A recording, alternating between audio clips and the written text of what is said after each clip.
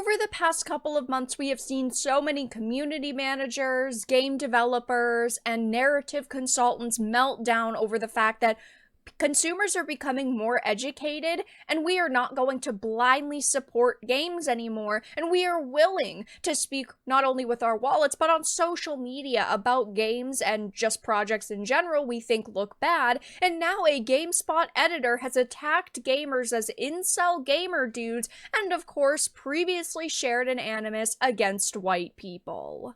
I have a few different things to show off, but before we get into the topic, if you enjoy the content I create, check out the links in the description, follow me on social media, and consider supporting through Patreon or through YouTube memberships. Now, this all, of course, stems around Gamergate 2, because these people have been melting down over the fact that gamers are willing to go on social media and say, hey, this looks like a bad game. And it's become extremely common, and they cannot fathom the idea that gamers have power. And so what do? They constantly belittle us.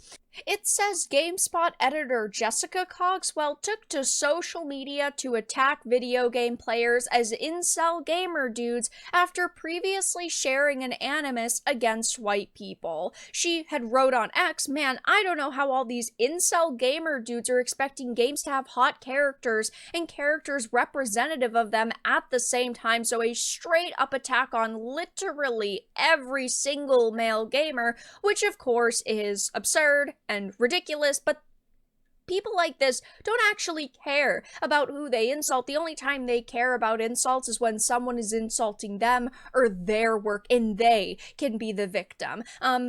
People want attractive video game characters, and it's just as simple as that. I mean, look at something like Stellar Blade. Stellar Blade gained a lot of popularity because a lot of images of Eve went viral on social media. Now, the game has a heck of a lot more to it than just pretty females like Taki and Eve or pretty males like Adam, but it definitely helps when it comes to marketing and catching people's eye. That is why Stellar Blade, I think, is going to be successful, and that's only one reason of many. I mean, the demo has gone over extremely well with people, and overall, it's got a lot of hype behind it, but of course, she then says characters representative of them at the same time, calling every gamer dude ugly. Well, at least they're not as ugly as her personality, but it goes on to say, when did we ever want representation? Every other effing time your collective tweets, it's about how woke characters and women are in every role, and you miss cis-het white men for being allowed in things. We have seen a major shift within entertainment, and here specifically video games, where you no longer can have a white male character who happens to be a good guy or the lead. The rare instances where that happens, there's some kind of narrative behind the character where they have to, make up for their wrongs, right their wrongs, and they have to, improve themselves. They can't just be a strong character who also happens to be a white man. But yeah, I mean, when it comes to women in video games, we have definitely seen an uptick of, female lead characters, and that's not necessarily the problem. The issue that people have is the forced diversity and the forced inclusion, but most importantly, how little they have to their personalities and how they are not unique characters at all whatsoever. They either are self-inserts of lead writers and, creatives on projects, or they just simply are there to be a strong, independent woman who can prove that she is stronger than all the men.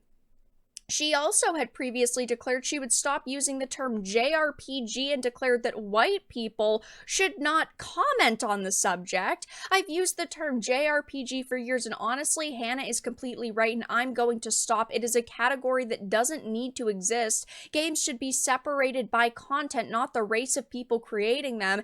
It's not that it's just about the, race of the people creating them.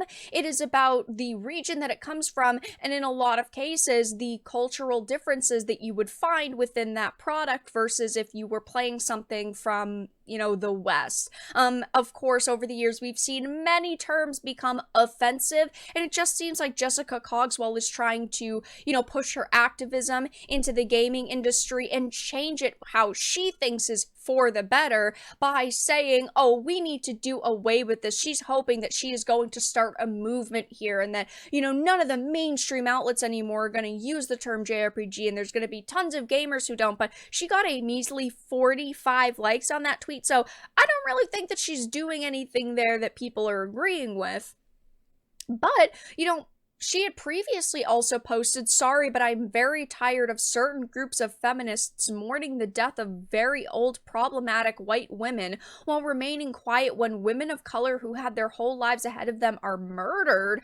The amount of white women I see constantly mourning the queen or RBG when there are POC and trans women being attacked and in need of support is giving me a constant headache. Why are people not allowed to mourn the loss of a human being? That's all that it comes down to. She is the only one that is making it about race here and is pushing this racial divide that, oh, you can't support white people anymore. You have to only support, people of color and trans individuals. You're allowed to mourn the queen. You're allowed to mourn RBG. You're allowed to mourn whoever the heck you feel sorry for. It's just as simple as that.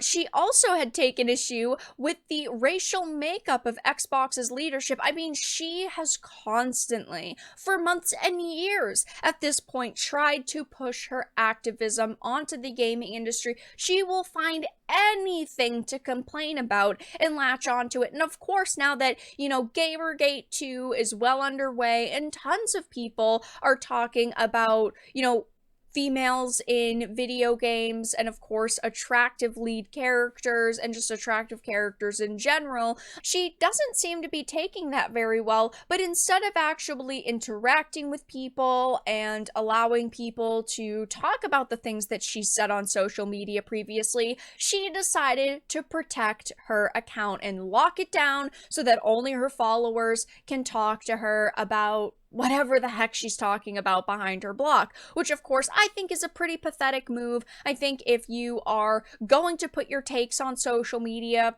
you shouldn't hide, because ultimately it's not going to save you in the end. Look at this article. We have all of the screenshots and all of the proof right here. We have everything we need to call you out and say that you have an animus against white people. And we see proof that you have attacked gamers as incel gamer dudes. Hiding behind your account, being locked, is not going to change anything. It's not going to make people like you anymore. And honestly, it's only going to lead to more criticism against you, because you cannot take criticism that people are levying towards you. So ultimately, at the end of the day, she has protected her account. She doesn't want people to be talking about the terrible things that she said on social media, but luckily we have all of the screenshots, we have all of the archives, and if you read GameSpot, you might want to reconsider, because she has been attacking gamers as incel gamer dudes and also has attacked white people multiple times.